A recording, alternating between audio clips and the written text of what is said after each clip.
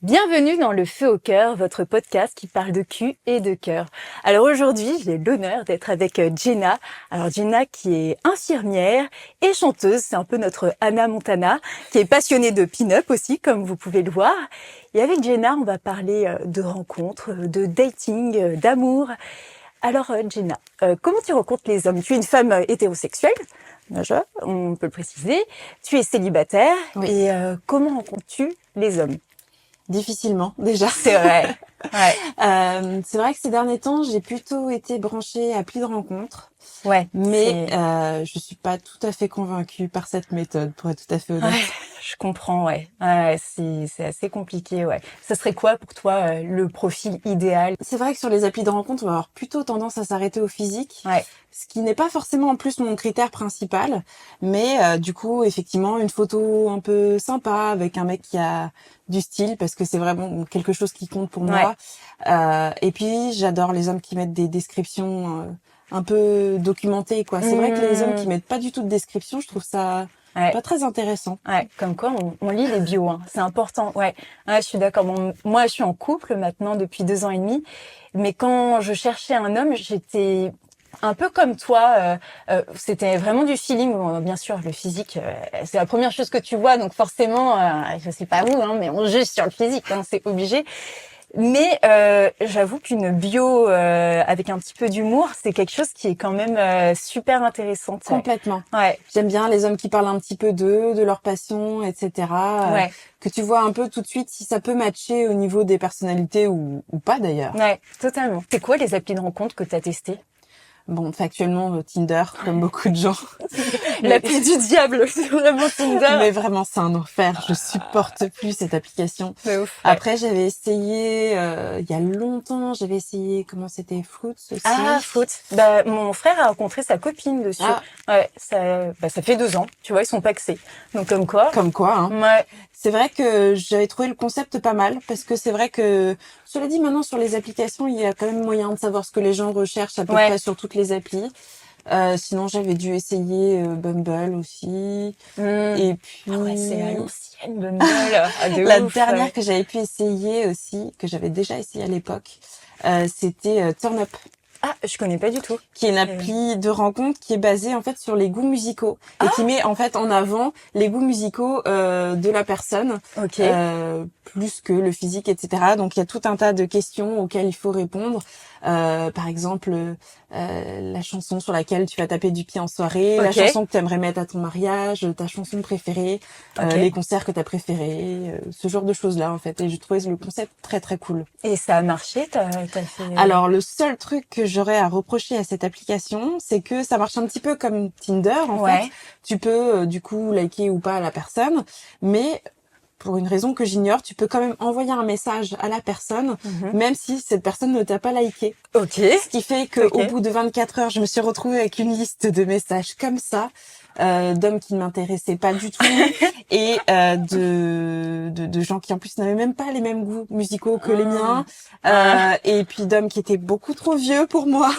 Et du coup, ça m'a complètement ça m'a énervée en fait, et du coup, j'ai complètement enlevé l'application. Ouais, parfois ils font des concepts, mais il y a des moments où ça dérive un peu. Moi, j'avais testé Appen, mais cette application m'a fait très peur. Alors pour ceux qui ne connaissent pas, Appen, c'est en fonction de la localisation. Si tu croises quelqu'un qui est dans ton périmètre, que tu sois en soirée ou à côté de chez toi, ça te met le profil de la personne et tu peux avoir une notif. Et j'avais eu un message d'un mec qui m'avait dit je te vois, et ça m'avait fait, tu vois, j'ai dit c'est bon, on a déjà du harcèlement de rue, si en plus moi je m'en fiche d'être stalker, c'est bon.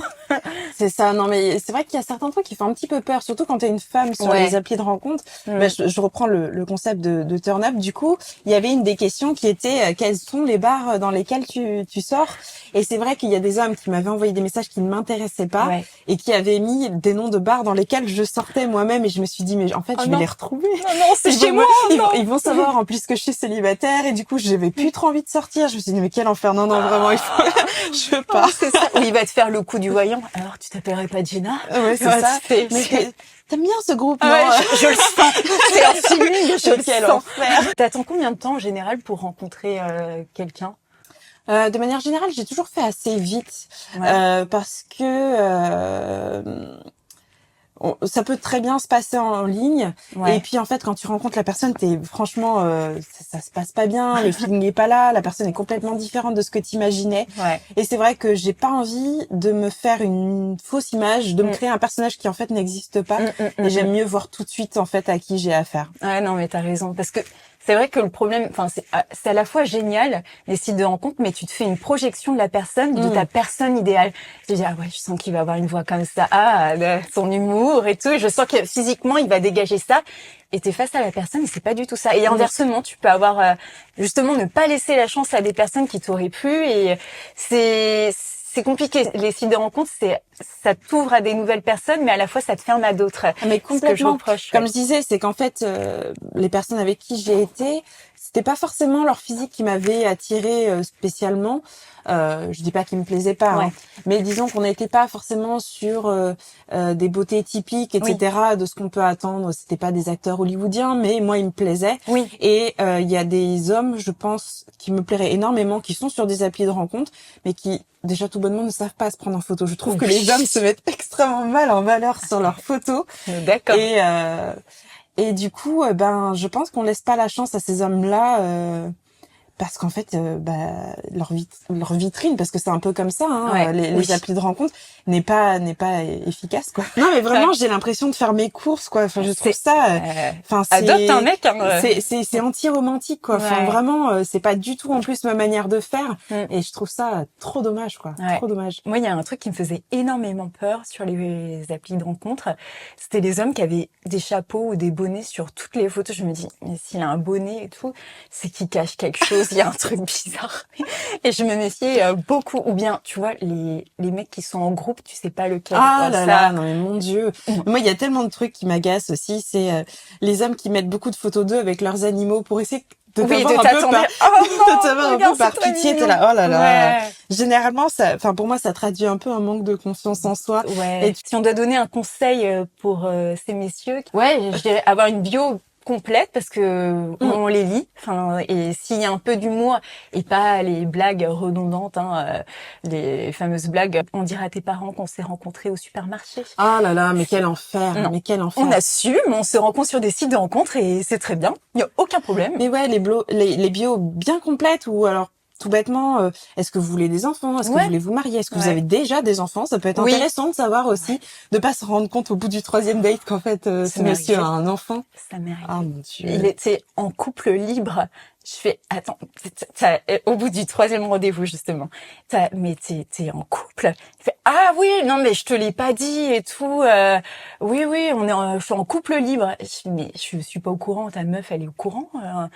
Absurde. Parce que j'avais pas demandé, en fait, il me l'avait pas dit. Non, mais c'est fou, ça. Absurde. C'est pour ça que moi, déjà, de manière générale, les bios qui sont pas complètes, il y a tout un tas de questions, ça prend 2 minutes à répondre. Enfin, je veux dire, tu le sais, si tu veux te marier ou avoir des enfants. En plus, il y a marqué, je ne sais pas. Tu peux mettre, je ne sais pas. C'est vrai. Ça prend 5 minutes à faire. Fais-le. Et moi, c'est vrai que les bios qui sont pas complètes, c'est mort. Tout de suite, c'est next. Tu me disais que tu avais eu des petits déboires. Est-ce que c'est sur les applis de rencontres que tu as eu des déboires avec des rencontres, des datings ou dans la vraie vie? Souvent, ouais. C'est vrai que j'ai rencontré beaucoup de mecs sur les applis ces dernières années. Et c'est vrai que, souvent c'était des garçons que j'avais rencontrés sur des applis et avec qui j'ai eu des dates assez rocambolesques. Quelle est la pire date que tu aies eu via un site de rencontre? Vraiment. Après, on ira sur le positif, mais vraiment le truc pire. Ou une des pires. J'ai quelques anecdotes. Après, vraiment des trucs vraiment horribles. Je crois pas qu'il me soit arrivé des trucs vraiment horribles, mais du coup, moi, comme tu le sais, il y a pas longtemps, il m'est arrivé une anecdote assez drôle. Et bon, déjà, j'avais été un petit peu surprise de la taille de ce monsieur qui n'avait pas à qui j'avais posé en plus la question. T'avais posé la question? Oui, j'avais posé la question parce qu'il m'avait dit qu'il aimait beaucoup mes tenues, le fait que je porte des talons, etc. Et j'avais dit que, j'avais pas de souci avec le fait de porter des talons, mais que moi j'avais du mal à sortir avec des hommes qui étaient plus petits que moi en taille, parce que contrairement à ce qu'on pourrait croire, je suis pas quelqu'un qui aime énormément se faire remarquer, et le fait d'être plus grande que l'homme avec qui je suis, ça me fait me sentir très très mal à l'aise. Une Carla Bruni, c'est non. Non, complètement. J'ai beaucoup de respect pour les femmes et les hommes qui sortent dans des couples avec des grandes différences de taille comme ça, mais moi c'est vraiment pas mon truc. Et du coup je lui avais dit, tu fais à peu près quelle taille, que je sache quel genre de talons est-ce que je vais mettre pour le date. T'as adapté tes talons. Et du coup il m'avait dit, écoute, moi je suis pas effrayée par les grandes femmes. Je me suis dit bon. Et il t'a pas précisé sa taille. Donc je me suis dit, il est pas très grand, donc je vais mettre des talons un peu petits. Et quand je suis arrivée, effectivement, j'étais quand même plus grande que lui. Mais vraiment beaucoup. Pas beaucoup, mais bon, disons que voilà, je lui ai fait la bise en penchant un petit peu. Et moi, ça m'avait mise extrêmement mal à l'aise. Mais bon, je me suis dit, c'est pas grave, il est très mignon, il me plaît, pourquoi pas, après tout. Et bon, je vais pas m'étendre sur toute la longueur du date, mais disons que voilà, on était en train de boire un verre, tout se passait extrêmement bien, on commençait à se rapprocher un peu. Je sentais qu'il y avait une tension et que il y avait quand même quelque chose. Il y avait quand même quelque chose, et je me suis dit, on va peut-être potentiellement s'embrasser à ce moment-là. Et à ce moment-là précis, j'entends un gros bruit de chaise, donc je me retourne, on était assis à côté l'un de l'autre, comme toi et moi. Et en fait, il y a une femme qui s'installe juste en face de nous, comme les personnes qui nous regardent, donc vraiment juste en face, et qui a pas l'air très contente de ce qui est en train de se passer. Là, ça a dû faire qu'un tour dans ta tête. Eh ben non, parce qu'en fait, figure-toi qu'on était dans son quartier et qu'il avait déjà dit bonjour à beaucoup de gens, donc je me suis dit potentiellement c'est une amie à lui qui s'est installée et qui arrivait juste un peu bruyamment. Et en fait, cette demoiselle s'est fortement agacée, lui a reproché de plus répondre à ses messages, n'a pas compris pourquoi il était en date, et je me suis dit, oh là là, dans quoi est-ce que je suis tombée? Et en fait, ils sont partis discuter, elle est revenue s'excuser en me disant de continuer ma soirée, qu'il n'y avait pas de problème, que ce n'était pas son petit ami. Mais en fait, c'était une fille qu'il avait datée auparavant et à qui il avait mis un gros vent, en fait. Il avait ghosté. Qu'il avait complètement ghosté, qui avait pas du tout apprécié, qui continue à sortir alors qu'il répondait pas aux messages. Oh là là, donc on était le vilain. Donc on est quand même sur une anecdote pas mal. Ah ouais, mais alors ils sont partis et ils ont parlé entre eux, et toi tu t'es retrouvée toute seule alors que t'étais dans une phase de rapprochement avec lui, en fait. C'est ça, du coup je me suis retrouvée à la table toute seule avec les gens qui me regardaient, avec un peu cette espèce mi de jugement, mi de pitié. J'étais là, mais qu'est-ce que je fais là, en fait? Genre c'est elle la maîtresse. Ah ouais, oh là là là. Oh mon Dieu, mais quel enfer. Enfin voilà. Ah, tu devais te dire, il y a encore un truc. Mais oui. En fait, c'est simple. C'est soit j'ai des dates qui se sont très bien passées et auquel cas, la plupart du temps, j'ai fini avec le mec en question. Soit les dates se sont très mal passées de manière générale. J'ai peu d'entre deux. Ah ouais, c'est tout ou rien avec toi. Ouais, complètement. Ah ouais. Tu te rends un date, tu vas dire bon, est-ce que je vais avoir une histoire à raconter à mes copines catastrophe, ou bien est-ce que ça va durer 2 ans avec cet homme? Ah mais complètement. En général, quand je sors à des dates, mes copines sont les premières à vouloir savoir ce qui s'est passé parce que elles disent mais qu'est-ce qu'elle va nous raconter encore? Qu'est-ce qui lui est arrivé comme anecdote rocambolesque, quoi? Non, il m'est arrivé des trucs.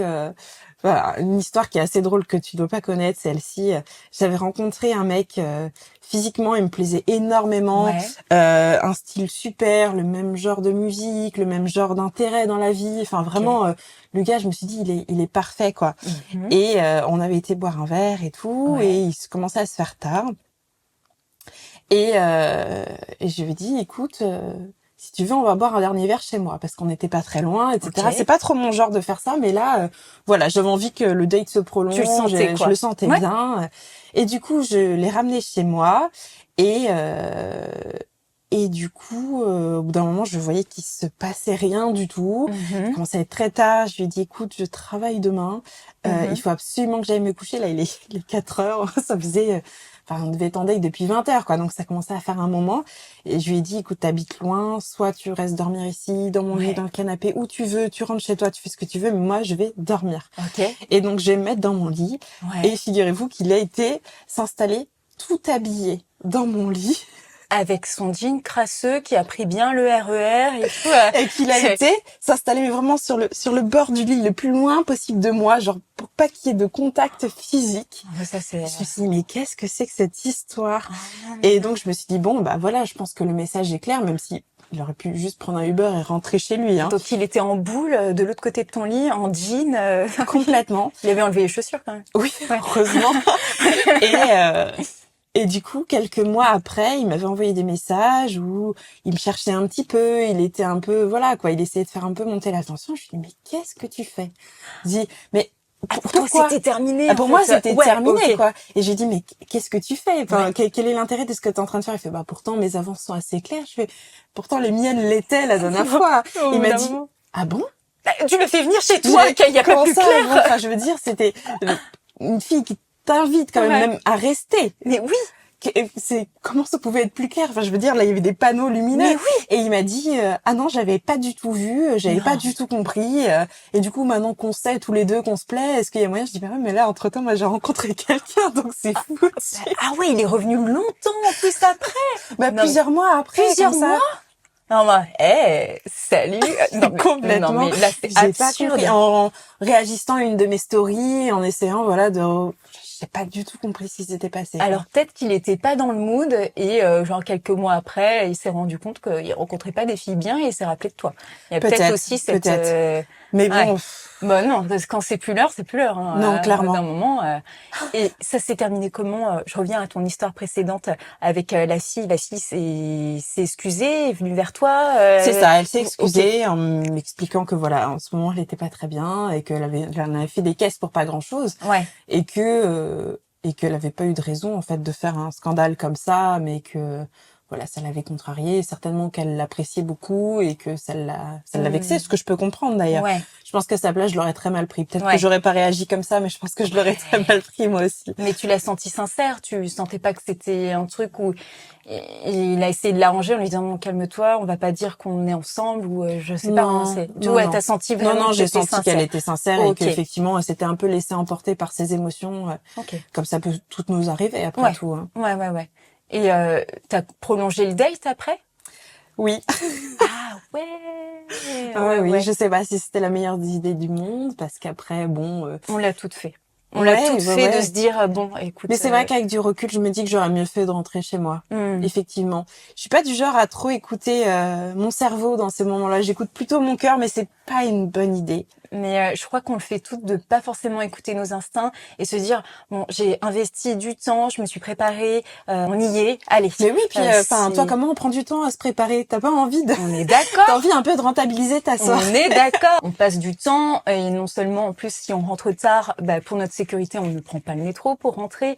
C'est un petit budget de une femme niveau sécurité, niveau en plus toi t'es une femme qui prend soin d'elle, qui se maquille, qui se coiffe. Donc oui, quand tu as un date, tu veux donner le meilleur de toi. Donc, mais complètement. Et puis c'est vrai que c'est quelque chose que je mets en avant, même malgré moi, parce qu'en fait ça fait partie de ma personnalité, mes photos, etc. Bien sûr. Du coup, c'est vrai que je sais que les hommes que je rencontre attendent de moi aussi que je me présente comme je suis sur mes photos, ce qui est normal d'ailleurs. Mais du coup, ça me prend un temps de folie. Ouais, c'est ça. De toute façon, je te vois mal venir avec ton t-shirt du dimanche, un gros chignon et pas maquillée. Hein. Non, clairement pas. C'est toi. C'est aussi, t'as envie de montrer aussi ton look, ta personnalité par rapport à ça. Donc, cela dit, je devrais peut-être tester ça pour voir s'il s'intéresse vraiment à moi et s'il mérite. Il serait assez surpris. Mais pourquoi pas? Écoute, hein. C'est vrai, peut-être que je ferai ça au prochain date, devenir complètement différente en jean, basket. C'est une idée d'appli de rencontre, ça. Venez nature, donc tu présentes des photos avec ton look et en fait tu viens nature, chignon du dimanche. J'arriverai peut-être à l'heure. Et donc ce mec, tu t'as prolongé le rendez-vous et puis on s'est pas revu, il s'est pas passé grand-chose, mais voilà. Ouais, tu t'as clôturé et tu l'as plus jamais reparlé après.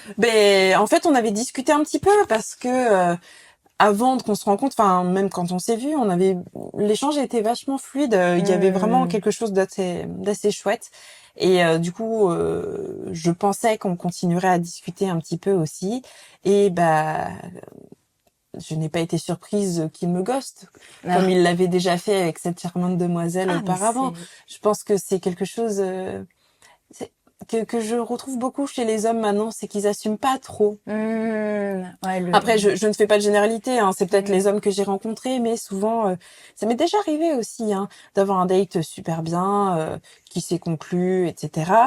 Et que le mec, le lendemain, on se dit au revoir, on allait bosser, etc. Vraiment, de A à Z, ça s'est super bien passé, qui te remercie, qui dit que c'était super, et qui après, silence radio. Ah ouais, j'ai connu aussi. Ouais, les serial ghosters. Au lieu de dire, écoute, j'ai passé une bonne soirée, mais je Oui. ne souhaite pas qu'on se revoie, et sans même donner tellement plus d'explications, Totalement mais d'accord. juste par respect pour l'autre, jamais je me suis permise de faire un truc pareil. Je suis d'accord avec toi. Il y a des hommes que je voulais pas revoir et à qui j'ai dit, voilà, écoute, j'ai passé une bonne soirée, mais je préfère qu'on s'en arrête là, quoi. Et bon. Mais je pense que les sites de rencontres, ça profite aux lâches. Tu vois, tu peux être davantage lâche, t'as aucun entourage commun, t'as rien en commun avec cette personne, donc en fin de compte, tu leur dois rien en fait, et donc ils se permettent, aussi ça encourage aussi à la mythomanie. Moi j'ai eu pas mal de ce genre de problèmes sur les sites de rencontres, tombé sur des gros mythomanes. Là je t'ai dit le gars qui était en couple libre sans que moi je le sache et peut-être pas sa femme non plus. Et ouais, je pense que d'un côté, ça encourage la lâcheté, la mythomanie, et ça fait du tort aussi aux gens qui sont sincères. Complètement. En parlant de mythos, oh là là, oh du potin. Non, mais là pour le coup, ça on remonte à très loin. C'était le petit ami avec qui j'étais quand on s'est rencontrés, toi et moi. Donc ça commence à dater. Que j'avais rencontré, donc j'avais 18 ans, juste après le bac. Je m'étais inscrite parce que c'était mon été après le bac. J'avais plus rien à quoi penser. Je me suis dit, c'est pourquoi pas après tout. Donc je m'étais inscrite sur Tinder et j'avais rencontré ce mec-là que je trouvais très beau, très intéressant, etc. On a discuté pendant 4 jours non-stop H24. Et quand on s'est rencontrés, tout de suite quand on s'est vu, il m'a embrassé. Non. si. Il t'a pas dit bonjour direct? On s'est mais dit je savais bonjour. pas ça. On s'est dit bonjour en s'embrassant. Et moi, c'est vrai que j'étais toute jeune, un peu, voilà, j'avais pas encore beaucoup d'expérience et j'avais trouvé ça extrêmement romantique à l'époque. Et génial. En fait, on a décidé de se mettre ensemble tout de suite, en fait. Et on est restés quand même 2 ans ensemble, comme ça. Donc il t'a embrassé et on dit ok, on est en couple. Comme les enfants, en fait. Oui, mais complètement, quoi. On se tenait par la main comme des enfants en maternelle, quoi. Vraiment, c'est mon copain, c'est ma copine. Et du coup, il m'avait raconté énormément de choses, etc. Et je me souviens qu'il était venu très bien habillé, etc. à ce date. Sache du coup, moi j'avais 18 ans, lui en avait 19, et qu'il avait une Rolex au poignet. Bon, moi j'avais pas vraiment en plus la notion de ce que ça représentait, mais je savais que c'était quand même un signe de richesse extérieure, etc. Et qui me disait que voilà, sa famille avait énormément d'argent, qu'ils avaient un appartement à New York, qui m'emmènerait là-bas, etc. Donc le gars m'avait vendu du rêve, tout un tas de trucs dont je me souviens pas parce que vraiment ça vaut pas le coup. Et donc au fur et à mesure du temps, j'avais appris tous les mythos où la Rolex, elle était à son père. Que l'appartement à New York, en fait, il était à son oncle et sa tante, et qu'il vivait là-bas, effectivement, mais que c'était pas du tout à lui, à sa famille. Il y avait été une fois dans sa vie que ce genre de choses-là, mais un mytho, mais comme j'en ai jamais rencontré. Et en fait, toute notre relation était comme ça, basée sur des mensonges. Et j'ai appris les choses au fur et à mesure, mais c'était fou. Et c'est un peu le souci avec les gens que tu rencontres en ligne, c'est que du coup, t'as pas leur background en fait, tu connais pas leurs amis, tu connais pas leur famille. Exactement. Et du coup, tu peux pas savoir si la personne te raconte des cracks ou pas, quoi. T'as pas le choix de croire la personne qui est en face de toi. Ouais, ça c'est un vrai problème, Et donc lui, c'était le fric, son truc. Oui, et puis le talent, et puis la gloire, et puis tout en fait, parce qu'en fait, il m'avait vendu tout un tas de trucs. Il était en Gossip Girl, quoi. Ah mais complètement. Enfin, il jouait de la guitare électrique. Alors il jouait effectivement très bien, mais il avait été me raconter que voilà, c'était le meilleur joueur de tel truc, qu'il avait gagné des concours, qu'il avait été dans des magazines. Et en fait, il trouvait des petites choses sur lesquelles je pouvais pas trop vérifier pour essayer de me faire croire à ces mensonges. Et dès que j'approchais en fait du fait que c'était un mytho, il bottait en touche, quoi, et il passait sur un autre sujet. Enfin, est-ce que tu avais des soupçons sur certains trucs? Tu te disais, ça c'est bizarre, c'est pas cohérent, ou Oui, un moment, il avait voulu changer un petit peu d'orientation, changer de boulot. Et il était en train de refaire son CV, etc. Et je lui avais dit, écoute, si tu veux, je t'aide. Okay. Et il m'avait dit, écoute, non, il y a des choses que tu dois pas voir parce que j'ai travaillé. J'ai un passé sombre. Mais c'était un peu ça, quoi. C'était un peu ça. Il m'avait dit, du coup, je veux pas te montrer. Donc, je pense qu'il y a énormément de choses sur lesquelles il m'avait menti, etc., qu'il voulait pas que je voie. Que des choses comme ça, quoi. Ouais. Et puis, en plus, quand t'es amoureuse, et puis, en plus, quand ça fait un certain temps, tu dis, bon, allez, je vais le croire. C'est peut-être un peu bizarre, et mais... puis surtout, t'es jeune, quoi. Ouais. Quand t'as pas trop d'expérience, etc., C'est vrai. Moi, j'ai toujours, je pense que j'ai été couvée très longtemps et du coup, j'ai été naïve très longtemps, parce que pour moi, tout le monde était gentil, tout le monde disait la vérité, etc. Et en fait, par la force des choses, j'ai fini par apprendre que c'était pas le cas. C'est vrai qu'il y a pas mal de mythos. C'est vrai, hein, je me reconnais pas mal, genre, vers la vingtaine où je me disais mais c'est pas possible de mentir autant parce que bon certaines copines me disaient bon c'est un peu bizarre ce qu'il t'a dit mais je disais c'est pas possible et puis il me l'a juré et tu crois les gens qui jurent tu dis c'est pas possible non ouais il y a un truc un peu déconcertant par rapport à nos valeurs où tu dis ça peut pas aller aussi loin. Bon, on fait tous des petits mythos hein, mais des mythos qui vont jusqu'à s'inventer une vie totale, tu dis c'est pas possible. Quel complètement. J'ai été et en général quelqu'un qui ment dès le début comme ça. Tu peux embellir un petit peu la vérité, bon voilà, essayer de te mettre un peu sous ton meilleur jour, mais il y a des limites quoi. Bien et sûr. Souvent quelqu'un qui va te mentir dès le début comme ça, je pense que tu peux pas partir sur une relation saine avec quelqu'un qui base déjà toute la relation sur du mensonge. Totalement. Quoi. Je crois que c'est la pire chose parce que mensonge, c'est assimilé à manipulation. Donc, tu manipules les sentiments de la personne. Donc, la personne qui était censée être amoureuse, c'est censé être ta moitié où tu lui dis tout, tu te livres. Toi, t'es sincère. En plus, tu lui dis tes secrets, tes failles. Et en général, ces gens-là, ils se servent de tes failles et de tes faiblesses pour encore agrémenter leur mytho. Et ça, c'est vraiment dangereux. Ah, mais complètement. Enfin, c'était... je vais pas forcément tout raconter là maintenant, mais il y avait des choses que je lui avais dites sur lesquelles j'étais un peu insécure, etc. Et sur lesquelles il avait énormément joué. Et puis je me suis dit, mais... Et puis c'est surtout que c'est des choses qui restent. Et de se reconstruire après dans une nouvelle relation quand t'as été... un peu roulé dans la boue, quand t'as menti comme ça, c'est dur de refaire confiance en l'autre. C'est vraiment très très compliqué. De ma vingtaine à ma trentaine, ça a été très compliqué. J'ai eu que ma relation la plus longue a duré 4 mois et demi et c'est jamais allé au-delà de toute cette période depuis que je suis arrivée sur Paris. Et c'est vrai que j'ai rencontré énormément de mythos, de gens qui étaient déjà en couple, qui étaient mariés, qui paraissent s'inventer des vies. Et tu te dis, à chaque fois, c'est la même histoire qui se répète. Pourquoi le prochain serait le bon? T'as pas envie de mettre tous les hommes dans le même sac, mais à force de te faire rouler, tu te dis, bon là, je vais pas être naïve et je vais douter sur tout. Et c'est horrible, hein. Ça te met en position de défense constamment, alors que t'es censé t'ouvrir et rencontrer quelqu'un et te livrer, et c'est comme ça que ça se fait l'amour.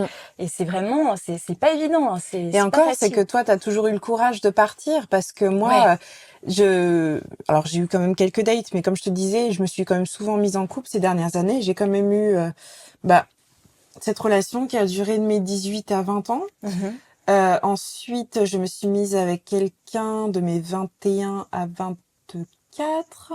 Et puis ensuite, je me suis remise avec quelqu'un pendant environ 6 mois, puis 1 an. Et en fait, j'ai eu quand même des relations assez longues. Même, mais il y a des fois où, avec du recul, je me dis, mais jamais j'aurais dû rester. Il y avait une liste de red flags, mais ça. Et en fait, je pense que je fais partie de ces gens qui ont envie quand même, qui sont assez romantiques et qui ont envie de donner tout pour leur relation, qui se disent je vais me remettre en question. Peut-être qu'il faudrait que je fasse ci, il faudrait que je fasse ça. Peut-être qu'on peut trouver des compromis, mais avec des gens qui n'ont pas envie de trouver des compromis pour toi. Totalement. Totalement. Et du coup, c'est vrai que maintenant que je me suis remis un peu les pendules à l'heure, que je sais ce que je veux, c'est vrai que dès que ça va pas dans le sens de ce que je veux pour ma vie, parce que c'est vrai que j'ai des projets, moi je souhaiterais en plus me marier, avoir des enfants, etc. Donc c'est vrai que déjà quand ça va pas dans cette ligne-là, c'est next. Vraiment, ça ne sert à rien de pousser dans une relation qui est vouée à l'échec à un moment ou à un autre. Et il y a des gens qui veulent les mêmes choses que toi, mais dont le rythme de vie est pas compatible aussi avec tes envies. Bah pareil. Oui. Soit, enfin, disons que c'est pas la première erreur ou difficulté de parcours où je vais dire non, mais on va en discuter. Et si je vois que les choses bougent pas, et ben c'est fini quoi. Ouais. Et c'est vrai que je me sens beaucoup mieux maintenant Ouais. que je sais exactement ce que je veux, où est-ce que je vais. Et si ça va pas, et ben il y a pas de raison de forcer et de se faire du mal pour rien, vraiment. Ouais, t'es plus exigeante et parce que tu sais, en fait, même si quelqu'un va potentiellement te plaire, tu dis non, ça c'était avant, maintenant, je sais que ça ne matchera pas. Même si on aurait pu passer du bon temps, je sais que non, donc je m'en éloigne. Puis passer un certain âge, bon, quand on a une petite vingtaine, on se dit encore, bon, les choses peuvent changer, j'ai le temps, etc. Ouais. Bon, j'ai pas non plus 40 ans, hein, je viens d'avoir seulement 27, mais surtout comme moi, quand on a des projets d'enfants, on se dit un peu ça avance. Tu sais, c'est le fameux cap surtout pour les femmes de 30 ans. Ouais. On te rappelle toujours à 30 ans. Alors à 30 ans, si t'as fait ça, bah, c'est pas très bien. Alors exactement. Que non, vous inquiétez pas, à 30 ans, si vous avez pas fait des enfants, un mariage, acheter une maison, c'est pas grave. Il y a aucun souci, chacun son rythme. Complètement. Et je suis totalement d'accord avec toi. Mais malgré tout, je pense qu'on nous a tellement inculqué ça que dans la tête, tu l'as un petit peu cette pression qui est omniprésente où tu te dis et puis en fait, même socialement, quand tes amis commencent à se marier, à avoir des enfants, tu te dis, oulala, mais moi, qu'est-ce que j'ai fait? Ouais. Mais je crois qu'on est la génération 90 et la Gen Z, ça a vachement évolué sur ça se décomplexe énormément. On assume de plus en plus qu'il n'y a pas d'âge pour faire ci ou ça. Nous, on a été bercés au conte de fées, hein, franchement. La chute a été terrible. Ah, mais c'est terrible. Et on s'en rend même pas compte. C'est inconscient, c'est au fond de nous. Et même en ayant conscience, on a quand même cette idée où, ça serait bien et c'est un petit peu inquiétant. Là, je prends de l'âge. Comme tu dis, tu vois, moi, j'ai 32 ans et même si je me fous pas la pression sur les enfants et tout ça, j'ai quand même au coin de ma tête où je me dis, les choix, c'est maintenant et pas plus tard. Et il y a des choses aussi qui sont biologiques, hein, mais c'est pas évident. Franchement, c'est pas facile et l'innocence de la début de vingtaine, parfois, peut te manquer. Ouais, ça peut complètement. C'est vrai que je pense que je suis un petit peu sur cet entre-deux, en fait. C'est que je suis en train de perdre ce côté innocent et de vraiment passer vers une adulte, parce que vraiment, j'ai l'impression de devenir adulte que maintenant. Finalement. Je comprends totalement, ouais. Et c'est vrai que comme je te disais, la chute est un peu terrible, quoi. Vraiment, une espèce de prise de conscience un peu violente comme ça. Ah, c'est vrai. C'est vrai, ce truc, on réalise pas qu'on est adulte. Tu vois, la dernière fois, j'étais chez ma gynéco et elle me dit, mais vous avez pas d'enfant, vous? Et j'avais l'impression d'avoir 15 ans et qu'on me posait une question genre, mais c'est indigne de me poser ça. J'ai pas l'âge, j'ai pas... Mais en fait, si, oui, j'ai l'âge. Biologiquement, c'est maintenant et... On en discutait encore avec mes copines. C'est que, je sais plus quand il y a quelques mois, on se disait, mais en fait, là, j'en ai très envie d'avoir des enfants. Mais si je tombais enceinte maintenant, j'aurais presque l'impression de passer dans 16 ans et enceinte. Oui, mais c'est totalement ça. Parce que j'étais là, mais en fait, je suis beaucoup trop jeune. Mais pareil. Alors que pas du tout. Mais il y a vraiment, voilà, cet entre-deux où tu passes vraiment de jeune adulte à, adulte, en fait, et tu sais pas trop encore où te situer. Mais je suis d'accord. Moi, j'ai l'impression d'être pas si loin de cette période où j'avais des posters de Marilyn Manson au mur. Enfin, mais complètement, ça me semble tellement proche, beaucoup plus proche que le fait d'avoir des enfants et de me marier, d'acheter une maison, avec un chien, enfin, j'en sais rien, quoi. Et alors que je me dis qu'à mon âge, ma mère était enceinte de moi. Pareil. J'arrive aux âges où ma mère a acheté, elle a été enceinte de moi, où elle s'est mariée. Je dis, mais c'était maintenant pour elle. Ça. Ma mère, ça faisait déjà 10 ans qu'elle était avec mon père, ils habitaient ensemble, ils venaient de m'avoir, enfin vraiment, ça me semble complètement dingue. Je me dis, mais on n'a pas du tout la même vie, quoi. Ah, c'est ouf. Et en même temps, je me dis que les rencontres étaient différentes aussi. L'ère des réseaux sociaux et même des applis de rencontres fait que maintenant, on se dit beaucoup qu'on a le choix. En fait, c'est un peu à double tranchant parce que d'un côté, c'est mauvais de se dire peut-être que je trouverai mieux, et du coup, on s'accroche pas assez. Je trouve les gens de manière générale s'accrochent pas assez à leur relation et font pas assez de compromis, essayent pas forcément de de tirer vers le haut leur relation. Et à contrario, c'est bien parce que je pense qu'il y a beaucoup de gens de l'époque de nos parents et même avant qui restaient en couple parce que ils se disaient que ils avaient pas le choix en fait, déjà parce que c'était mal vu et en plus parce que tu rencontrais plus difficilement quelqu'un. Bien sûr, Et surtout en tant que femme, en général, elles quittaient leur métier quand elles rencontraient leur mari, donc elles étaient complètement dépendantes financièrement. Donc c'est vrai qu'il y a ce discours où c'était mieux avant, on recollait les morceaux quand il y avait un problème. C'est vrai d'un côté, mais il y avait aussi le côté financier où elles n'avaient pas le choix, elles ne pouvaient pas partir. Et c'était extrêmement mal vu de divorcer, t'étais un peu à la Mais c'est pour risée, ça que quoi. ça me fait un peu rire quand je vois sur les réseaux les gens qui disent oui, mais nos grands-parents, ils se sont pas séparés à la moindre difficulté. Mais vos grands-parents, ils avaient pas le choix. Et vos grands-mères, surtout, n'avaient pas le choix. Bien sûr. On leur a dit, quand t'es marié avec un homme, tu vas te donner corps et âme à cette personne-là. Et même s'il te trompe, même s'il te bat, même s'il te maltraite, ce que tu veux, tu vas rester avec cet homme-là et tu seras dévouée. Et on leur a pas appris à aimer autrement et à s'aimer elle-même.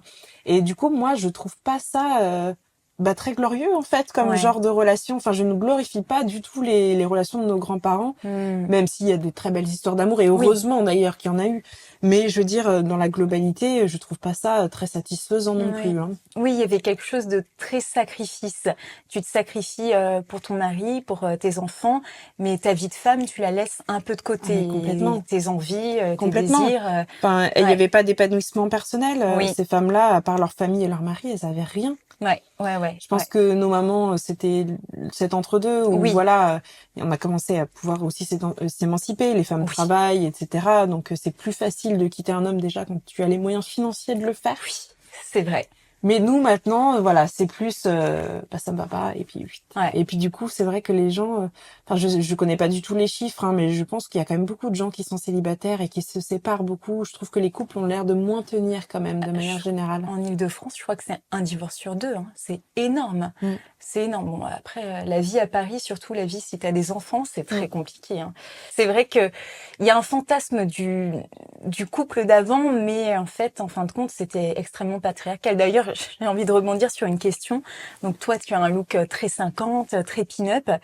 Est-ce que par rapport à ça, on imagine que tu vas avoir le package, que tu vas être que tu vas être la petite femme au foyer qui va recoudre le jean, qui va faire la vaisselle. Est-ce qu'on je suis très cliché hein, mais est-ce que des hommes imaginent ça de toi, qui vont trouver ça? Alors, je pense oui. Honnêtement, je pense et puis d'autant plus à l'époque où comme je te disais, j'étais plus naïve etc. où j'avais peut-être tendance à moins m'affirmer.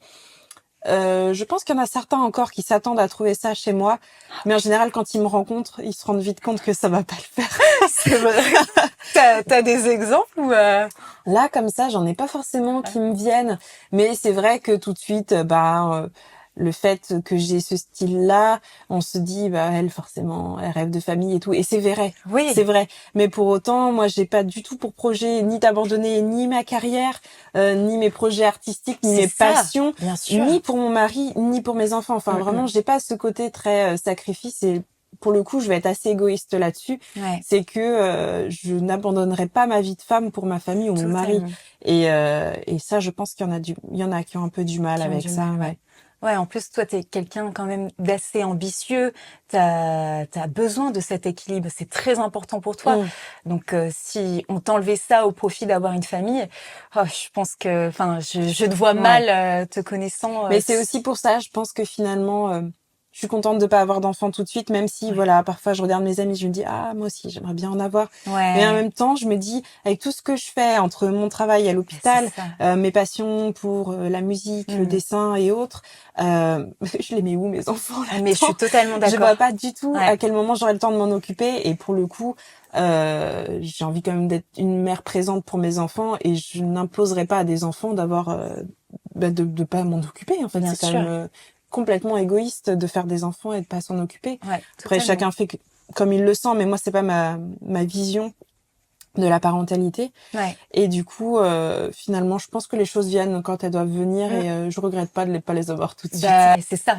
Encore du temps pour rencontrer quelqu'un de bien qui ne ment pas, quelqu'un d'honnête, surtout très très important. C'est vrai que je pense que ça me fait un petit peu peur quand même de rencontrer des gens avec qui on a zéro lien. avec qui, on n'a aucun ami en commun, rien du tout, et sur lesquels tu peux rien vérifier. Hein. C'est ça, parce que maintenant que t'as eu quand même des histoires un peu compliquées, t'es tombé sur des hommes pas forcément honnêtes, maintenant les applis de rencontre, t'es peut-être un petit peu plus frileuse. C'est ça, c'est vrai que du coup, puis même de manière générale, je préfère rencontrer les gens en vrai, c'est tellement plus agréable. Tellement mieux. Et puis malgré tout, je pense que je suis désespérément romantique et c'est vrai que les rencontres en vrai, c'est tellement mieux. Ouais. Je sais qu'une de mes dernières relations, ça n'a pas duré très longtemps, mais c'était assez chouette. J'avais rencontré ce mec-là dans un bar où j'avais l'habitude de sortir. OK. Et du coup, il y avait un open mic, donc en fait chacun faisait de la musique, etc. Et quand je suis arrivée au bar, ce mec-là, un très bel Italien, tout de suite, très bel Italien, grand, pas très grand, mais il était un peu plus grand que moi. Ok, voilà. Et il était avec sa guitare en train de chanter Elvis. Le cliché là, tellement cliché. Mais c'est vrai que tout de suite je me suis dit il est pas mal, etc. Et en fait, effectivement, c'était déjà croisé avec ce mec-là. Et il est venu me voir, etc. On a discuté un petit peu musique et on s'est revus. Et puis on est sortis ensemble quelques mois et c'était très chouette. Mais je pense que si je l'avais vu en ligne, jamais. Parce que déjà, il était un peu plus âgé que moi et que c'était la première fois que je fréquentais un homme qui était plus âgé. Parce que physiquement, pour avoir vu des photos, il rendait vachement moins bien en photo qu'en vrai.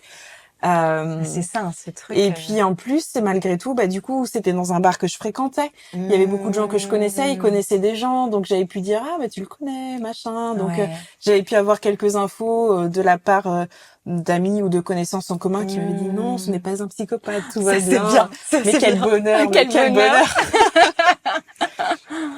Et puis même si t'as pas d'amis en commun, quand tu rencontres quelqu'un, imaginons quelqu'un qui vient te voir dans la rue de manière très respectueuse, tu vas voir même dans la manière dont il t'aborde, etc. Je pense qu'on a quand même tout un peu un sixième sens et on le sent un petit peu si la personne est bienveillante ou pas. Et tu vas te dire ok, pourquoi pas, ou alors là pas du tout, enfin vraiment ne m'approche pas et ne m'adresse pas. Tu le sens.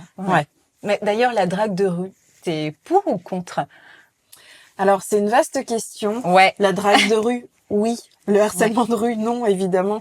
C'est vrai que ça m'est rarement arrivé de me faire draguer dans la rue, harceler, oui, malheureusement, mais comme nous toutes. Oui, il m'est arrivé des trucs absolument horribles. Et d'ailleurs, je me suis rendu compte que je me faisais moins draguer depuis que je faisais plus âgée. T'as vu une bascule? Mais complètement. Je pense que je me faisais, je pense pas, c'est factuel, plus draguer quand j'avais 16, 17, 18 ans. C'est vrai, cet âge-là, je me rappelle que ça traumatise. À 15 ans où une voiture s'arrête à côté de toi. Mais complètement. Une fois, je me faisais klaxonner des mecs qui s'arrêtaient en voiture et puis même qui voulaient portière et tu te dis ça y est, tu te vois déjà te faire enlever et finir dans une cave, quoi. C'est vrai. Je me souviens de ma première sortie à Paris quand j'avais 17 ans où le mec m'avait bloqué contre une vitrine. En fait, il avait vraiment, la main comme ça au-dessus. Ah oui, je pour essayer un peu de m'entourer. Et en plus, c'était en pleine journée à Montparnasse, donc il y avait du monde, les gens me voyaient et personne n'est venu m'aider, quoi. Tu devais être tétanisée. J'étais tétanisée. J'ai de la chance que mes amis étaient pas très loin et sont venus me sortir de ça. Mais j'étais complètement tétanisée, quoi. Et c'est vrai que maintenant, déjà j'apprête faire la tête un peu de mes chambres dans la rue, je crois. J'ai mes écouteurs et généralement je suis assez fixée sur mon objectif de là où est-ce que je vais aller. Et du coup on m'embête un peu moins. Mais c'est vrai que je pense qu'il y a des hommes qui draguent très bien. Même dans la rue, mais qui du coup n'osent pas parce qu'ils ont peur d'embêter les femmes et à juste titre, parce que du coup, moi je me souviens d'une fois un homme qui était venu me draguer dans la rue de manière très gentille et courtoise et tout ce qu'il faut, mais en fait j'avais été tellement traumatisée par mes expériences de harcèlement de rue que j'ai pas su réagir et qu'en fait je lui ai dit écoute je veux pas que tu me parles, juste laisse-moi tranquille, alors que ça se trouve il était adorable ce mec-là, mais non, j'arrivais pas en fait. C'est ça le problème. Trop dommage. On se protège en fait. Complètement. Limite, on peut être agressive et peut-être à tort. C'est que tellement qu'on a eu de situations où on a été harcelé, les klaxons, les insultes, les mecs bizarres qui te suivent, que le mec gentil, qui sera peut-être le 10e de la journée ou le 5e, écoute, tu vas le mettre dans le même lot que les harceleurs. Complètement. Et c'est bête, hein. Parce que t'es usé, en fait. Ouais, c'est ça. C'est tellement dommage parce que parce que après tout, pourquoi pas, hein. C'est vrai qu'il y a des gens, quand on se regarde dans la rue et puis même moi, ça m'est déjà arrivé de voir des hommes et de me dire ah dis donc, il est pas mal, est-ce que j'irais bien lui parler, etc. Mais c'est vrai que la rue c'est compliqué. C'est très compliqué. T'as toujours peur de déranger les gens et tu sais jamais trop comment t'y prendre. Donc je suis pas contre, mais bien fait et dans les règles de l'art. Je comprends. T'as déjà fait une belle rencontre suite à un homme qui t'a abordé spontanément dans la rue? Non. Non, jamais. Jamais. Ça m'est jamais arrivé. C'est vrai que, comme je te disais, souvent ça a plutôt été du harcèlement plutôt que de la drague. Et je pense que s'il y a des hommes qui ont voulu m'approcher gentiment dans la rue, soit j'ai vite coupé court, soit j'ai dû leur lancer un regard qui les a un peu rebutés pour venir me voir. Ouais. Après, ça m'est déjà arrivé une fois qu'il y a un mec qui vient me demander son chemin, alors qu'il avait son téléphone, donc j'imagine que tout le monde a un GPS. Je pense qu'il aurait très bien pu trouver son chemin tout seul, qui avait l'air charmant, mais à l'époque, j'étais en couple. Donc, ça n'a pas été plus loin, ça aurait pu. Honnêtement, il était très bel homme, il était très gentil, et peut-être que voilà, mais je pense que je lui ai pas laissé non plus de porte ouverte et il a dû sentir que ça m'intéressait pas. Donc, je suis pas fermée à l'idée que ça arrive, honnêtement. Ok. Et toi, ça t'est déjà arrivé? Alors oui, ça m'est arrivé 2 fois. Une fois, c'était dans le métro, sur la ligne 11. Donc j'étais dans un carré et il y a un mec qui vient s'asseoir en face de moi et qui était habillé en chevalier, vraiment en tenue de Puy du Fou, chevalier. C'était très très particulier et ça m'a pas mal intriguée. Il était très mignon. Et pendant tout le trajet, on se ziotait, on faisait des regards, on se faisait des sourires, tu vois, il se passait un truc et puis moi j'étais super intriguée, je me disais mais qu'est-ce qu'il fout en tenue de chevalier? Tu m'étonnes. Et au bout d'un moment, il m'a abordé après qu'on se soit beaucoup souri et beaucoup regardé parce que les œils contact c'est très important. Ça c'est très important pour montrer que tu plais à l'autre. Je dirais que en fait, il faut pas aborder quelqu'un dans la rue s'il n'y a pas eu ce premier contact où par un visage ouvert, il y a un oui déjà. Et donc il me dit oui. Alors, mademoiselle, avant de vous dire que je vous trouve très élégante, je me dois de vous expliquer pourquoi je suis en tenue de chevalier. Et donc, il m'explique, il me dit, là, je suis comédien et je passe le casting des visiteurs. Donc, voilà, j'ai cette tenue de chevalier. Et je dis, ah ouais, c'est drôle, vas-y, dis-moi des répliques, je te fais répéter. Donc, il me sort des répliques, ça me fait vachement rire. Et arrive la fin de notre trajet, le terminus à Châtelet. Et voilà, on avait passé un beau moment, on avait beaucoup rigolé, on voyait qu'on se plaisait physiquement et on a échangé nos contacts et après on s'est revus. Suite à cette rencontre dans le métro complètement improbable, moi qui suis un peu comme toi, tu vois, un peu fermée et j'ai un peu peur des hommes que je vais rencontrer dans la rue, est-ce que c'est du harcèlement ou pas. Et voilà, on s'est vus et on a eu une petite relation où ça a toujours été très respectueux, toujours très drôle. Bon, c'était pas quelqu'un avec qui on se correspondait ou avec qui ça aurait pu durer longtemps, mais j'ai passé des bons moments et ça a été une agréable surprise. Ouais, vraiment. Trop chouette. Ouais. Et j'ai eu une autre histoire. Alors cette fois, c'était dans un parc et j'étais en train de lire un livre et pareil, il y a un homme qui s'approche. Il me dit excusez-moi, le banc est libre, est-ce que je peux me mettre à côté? Je dis ok, y a pas de problème. Et donc il se met à côté, mais un peu à distance, tu vois. On n'était pas non plus collés serrés sur le banc. Et au bout d'un moment, il m'interrompt. Il me dit qu'est-ce que vous êtes en train de lire? Je suis désolée de vous interrompre, mais je suis très curieux. Et donc je lui dis, il me fait mais je l'ai lu ce livre. Génial. Et j'arrivais à la fin de mon livre, donc on commence à un peu débattre des personnages, de l'histoire. C'était un livre qui parlait d'amour, de sexe, de séparation, de trahison. Donc assez rapidement, on embranche sur ces sujets. Moi, j'adore avoir l'avis des hommes sur ces sujets. Et donc on a des grandes conversations enflammées. C'était trop intéressant. Et il me dit bon, j'ai un rendez-vous, mais j'aimerais bien qu'on se revoie, on se boit un verre, si tu veux, ce soir. Ok, carrément. Et on s'est vu après le soir même. On s'est bu un verre. Alors lui, on s'est juste bu un verre, mais on s'est pas revu. Mais j'ai passé un très bon moment et c'était quelqu'un qui sait bien s'exprimer, qui est très élégant et je crois que c'est important ça ces critères. Hein. Vraiment, c'est très important. Et puis il y a un truc, tu vois, pas frontal où ça, je pense que ça a dû t'arriver et c'est un truc qui m'effraie énormément quand tu marches et quand le mec te court après. Ah là là, quelle horreur. Tu vois, c'est un truc qui fait peur. On court pas après, tu vois. Déjà, t'as peur de te faire voler, agresser. t'as tellement de peur dans la rue, laisse-la. Si elle marche, si elle a ses écouteurs ou des lunettes de soleil, laisse-la, ne l'aborde pas. Mais complètement. Moi, il m'est arrivé un truc une fois. Alors pour le coup, c'était pas vraiment de la drague, mais alors je me baladais à Châtelet, qui est un des endroits où pour le coup je suis le plus fermée parce que j'ai vraiment pas envie que les gens entrent en contact avec moi. Ça m'est arrivé plusieurs fois qu'on m'arrête, où j'étais habillée vraiment très rétro, des super coiffures, etc. Les gens veulent tout prendre en photo, discuter, ou tout un tas de choses. Et du coup, c'est vrai que je suis assez fermée et fixée sur mon objectif d'arriver à tel endroit. Et en fait, il y a quelqu'un qui est venu m'arrêter et qui s'est collé vraiment juste à côté de moi, tu sais, qui arrivait comme ça. Et du coup, j'ai eu un peu peur. Je me suis retournée pour regarder qui c'était. Et en fait, c'était quelqu'un qui travaille dans le même hôpital que moi pour me dire bonjour.